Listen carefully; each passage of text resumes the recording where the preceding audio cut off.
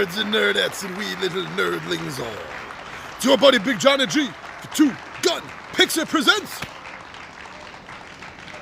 Legendary Gaming!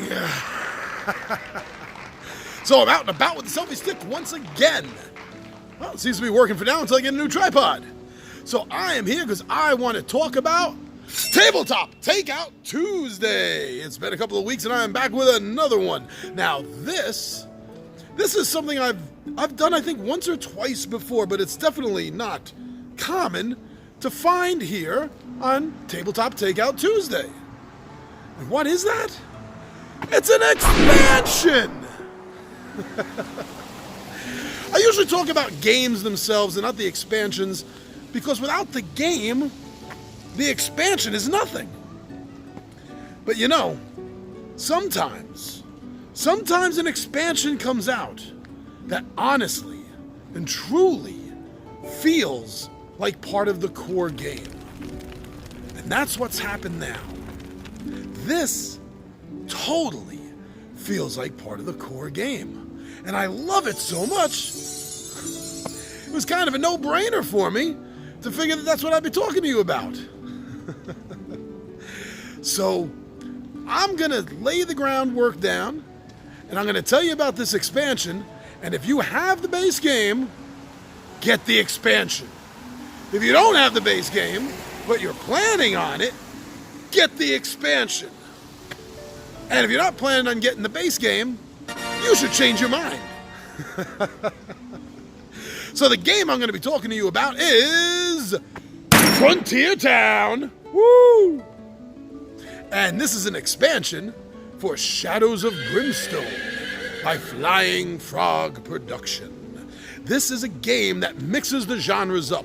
It takes the thematic feel of the old Wild West and throws in a whole lot of extra-dimensional horror. Some of it quite Cthulhian. So why don't we get down to the table, and you and me, we'll talk about why I think Frontier Town is a must-have.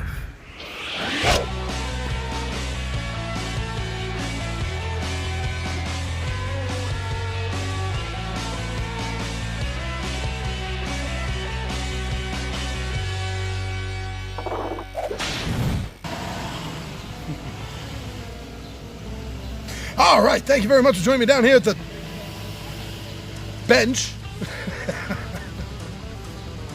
So, as you know, I like to do these. I like to have my notes. There we go. And I got my notes. This way, I kind of feel like I have a little bit of direction. So yeah, like I said in the intro, I usually don't do expansion games. I think I've done one or two over the last 2 years in this playlist. But this so totally feels like it should have been, could have been, and if things were different, maybe would have been part of the base game itself. Now, first and foremost, I want to say that this expansion is part of a game. Now, if you don't know Shadows of Brimstone, it is a very, I want to say heavy, might be a little bit of a, well, heavy word to use, but it is, as far as board games go, it is a rather heavy RPG. It totally has a role-playing game feel to it. Like a mix of a tabletop RPG meeting a video game RPG. It has aspects and feels of both of them. And when you have the Frontier Town expansion, it's going to ramp it up. It's going to make it feel even more RPG style. Because now you're not just doing a dungeon delve. And by the way, I don't know of any other Western board game that's a dungeon delve other than Shadows of Brimstone. If there's another one and you know it, put it in the comments because I have got to get the game. So this is going to add on to that whole RPG feel. It's like I was saying, you're no longer just going down into the mines to do your dungeon delving. Now there's a whole town to explore. Now, granted, normally the way the game plays out is after the mine, you go to a town. But the core game, the base game, comes with one version of a town, and that's it. While Frontier Town gives you a lot of choices. Now, in the core game, there are several reference sheets that comes with it for town exploration and town adventures. This totally maxes that out. There's another 8 information boards on all the different things that can happen in town, mainly because there are new towns. It uses the base game town layout as sort of the medium-sized town. It also has a small and a large map on top of that. But these are just maps of what the special buildings are. This game also comes with a large, like 6-sectional board that is just the town. So in case you get into fights, shootouts, or a rival gang comes into town, you have more than enough space to have this miniature combat happening. And that is awesome. And it still has the same great artwork that you find in the core game. The artwork is great and it is highly thematic. Now, you're also going to be facing off with new events. Because you're in town for an adventure, it has town events and daily events that are going to pop up and happen. There's going to be new threat cards that are going to be available only when you're in town. And there's new gear. You can never have enough new gear, especially in an RPG, and even more so, especially in this game. Trust me, you're going to need all the gear you can gather. Now, there are threat cards in this game, besides the event cards, the daily events, and there's also what they call the infamous bandit gangs. So it uses several different concepts to have new types of encounters while you're in town, such as like a mutant gang. Ouch. Now, of course, my one big problem with this, and I don't know if it's a problem to you or anyone else watching this, but to me it is, and that's the fact that you have to build the miniatures. This game comes with 6 new miniatures, bandit miniatures, so you can use them during the gunfights in town, and you have to build them.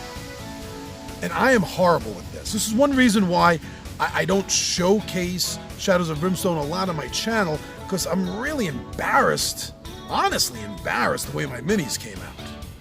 I mean, when I'm playing the game, to tell you the truth, I'll just grab other cowboy minis I have from other games to use, but for filming purposes, I would never do that. I would never have another company's item mixed in with this.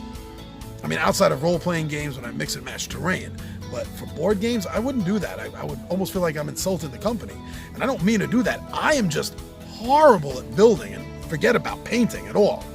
So that's my one drawback for this, but if it's not a drawback for you, then don't worry about it, forget about it. But it does, it comes with 6 new minis. Now, some of the new events that are also going to be happening in town, there's new gambling events in the hall, gambling hall, and there's also cases for your characters could possibly get thrown in the hooskow. Hoscow. I think I was mixing up hostile with that. And you would be hostile to be thrown in the hooskow. Hooskow. Is that the old? I'm old, but that word is even older than me. Hooskow. Isn't that a name for a jail? Is that an old-timey name for a jail? Well, anyway, the Iron Bar Motel. That's a much better name. Yes, there are times where you're going to be thrown in jail. There's also going to be hanging events. Might be you. It might be an NPC. But it's there. And it'll happen in one of the adventures. Speaking of the adventures, the game comes... hold on. Speaking of adventures, the game comes with a 24-page adventure book. So besides adventures in the book, it's not all just 24 pages of adventures, but it covers the new rules in the game, the new town locations, the new events that can happen. But on top of that, you're also going to have town-specific adventures. And that is awesome. Again, like I was saying, this is building upon the RPG feel of the board game. In fact, I just got to say right up front that if you're a role-playing game fan and you've been looking for a decent board game that sort of simulates the feel of an RPG, Shadows of Brimstone may be your best bet, because it has more of an RPG feel than almost any other board game I've ever played. So go check this out. Like I said, if you have Shadows of Brimstone, why don't you have Frontier Town? It is literally a must-have. Even if you only have one of the 2 base sets, even if you only have City of the Ancients, or you just have Swamps of Death, get Frontier Town. You gotta add this into your collection. Otherwise, why you even bother playing? Well, because the game is still fun by the base game. Okay, that's true. But I still feel like saying, why are you playing if you're not using Frontier Town expansion? All right, everyone, so thank you very much. Thank you for coming over here, and as well as going over to Facebook and Instagram and Twitter and seeing what Two Gun Pixie is doing over there. Very cool when you go check out those drops. I also want to say thank you to everyone that's been going over to the official Two Gun Pixie Zazzle store and checking out what we have in that print and demand site. So we have a bunch of designs, and we have them on shirts and hats, cups, mugs, mouse pads, anything I could find. So when you go check it out, it's worth a look. There's a lot of cool RPG-inspired funniness there, as well as other general funny, nerdy things I came up with. Check it out. Maybe there's something for you. Maybe there's something for a friend or a relative. You never know until you take a look. And thank you for checking out the Two Gun Pixie Zazzle store. But most of all, my friends, thank you. Thank you for coming right here to YouTube when you watch our videos. You like, you subscribe, you hit that notify bell, right? You don't want to miss one of our daily drops. And you comment, you like, and you share. That is amazing that you share our videos, letting other people know that you think that this video or that video, whichever video it was that you shared, was worth your time to watch, and you think other people might enjoy it as well. Thank you so much for sharing our videos. It's the greatest way, it literally is the greatest way that you can say thank you to us. So thank you. From your buddy Big Johnny G, the Two Gun Pixie presents Legendary Gaming. And my friends, I am out of here.